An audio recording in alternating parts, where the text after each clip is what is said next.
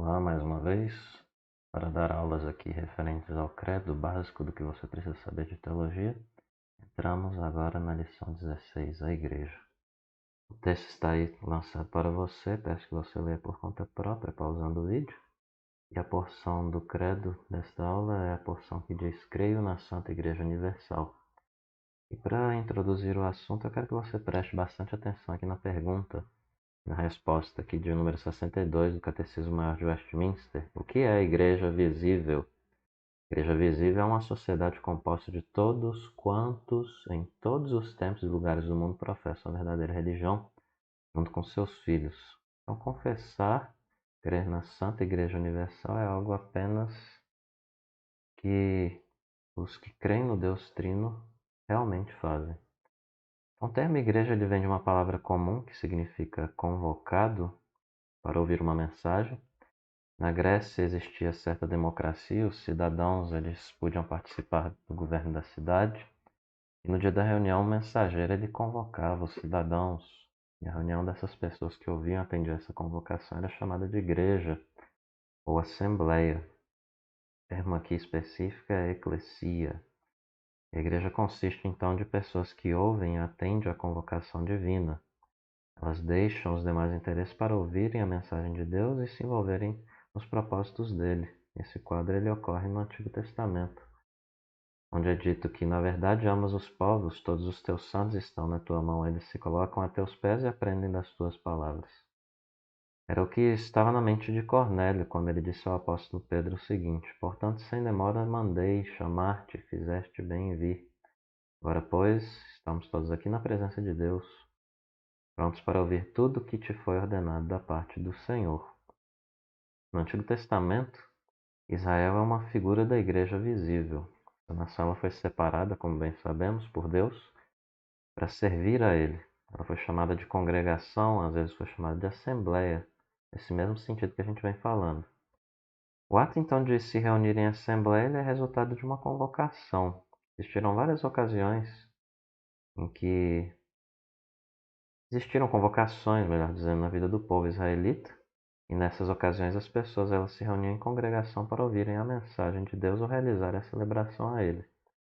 Existiam 5 santas convocações, a saber, Páscoa, Primícias, Pentecostes, Dia da Expiação e Festa dos Tabernáculos. Especialmente o sábado, que é Dia do Senhor, era uma santa convocação, Shabat. Nesse dia o povo ele era convocado a se reunir publicamente em culto solene, conforme prescrição do próprio Senhor. 6 dias trabalhareis, mas o sétimo será o sábado do descanso solene, santa convocação. Nenhuma obra fareis, é sábado do Senhor em todas as vossas moradas. Portanto, é necessário que os cristãos venham a congregar frequentemente, mas é no lar que se comprova a verdadeira espiritualidade.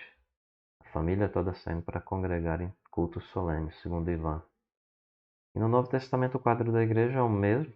O dia do Senhor é uma santa convocação. O povo de Deus sai de casa para congregar em culto solene. O povo de Deus é um povo separado, diferente. E aqui deve existir então uma distinção entre o povo de Deus e as demais pessoas.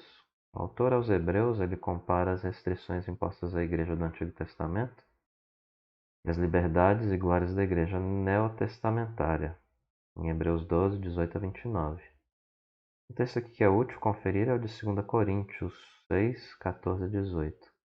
As figuras aqui que fique claro, elas passaram e atualmente os cristãos eles experimentam as realidades de um sangue que fala de coisas superiores, considerando o texto de Hebreus, ou supracitado, anteriormente mencionado, né? A unicidade da igreja, então, ela é enfatizada na Escritura. Sempre existiu um povo redimido pela graça de Deus, tanto no Antigo como no Novo Testamento.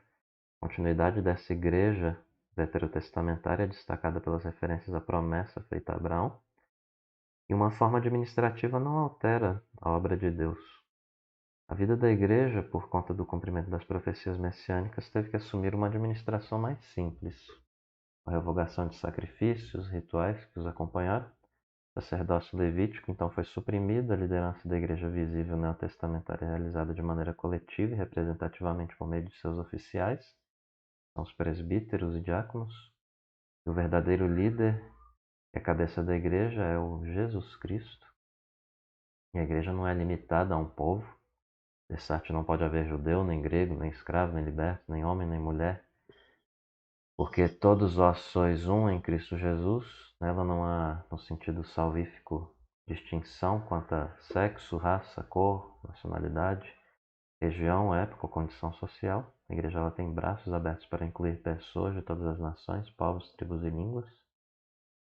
Cristo ele ordena a igreja pregar o evangelho a todas as nações e criaturas. Cristãos eles trabalham em plena obediência, são testemunhas de Cristo, apesar dessa distinção quanto à salvação não existir aí. Eu não estou dizendo que você pode vir de qualquer jeito a Jesus Cristo, porque ele tem leis também, né?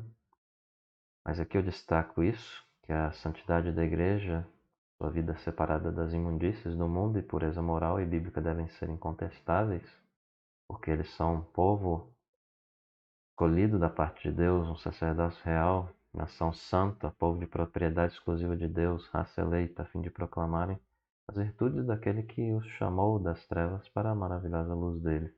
Essa santidade é necessária e sem ela ninguém verá a Deus. E Paulo ele fala sobre a santidade da igreja ao dizer que maridos devem amar a sua própria mulher, como também Cristo amou a igreja e assim mesmo se entregou por ela, para que a santificasse, sendo purificado por meio da lavagem de água pela palavra, para apresentar a si mesma a igreja gloriosa, sem mácula, nem ruga, nem coisa semelhante, mas santa e sem defeito. E mais uma vez eu destaco a fala de Ross, qual sustenta que uma comunidade que não tem as evidências claras de uma santidade bíblica não pode ser reconhecida como igreja cristã. Falando de igreja missionária, quando o Sinédrio ele tentou, em uma ocasião, silenciar o testemunho da igreja com perseguição, a igreja orou, né? E a oração é mais ou menos nesse sentido aqui. Agora, Senhor, olha para as suas ameaças e concede aos teus servos que anunciem com toda intrepidez a tua palavra.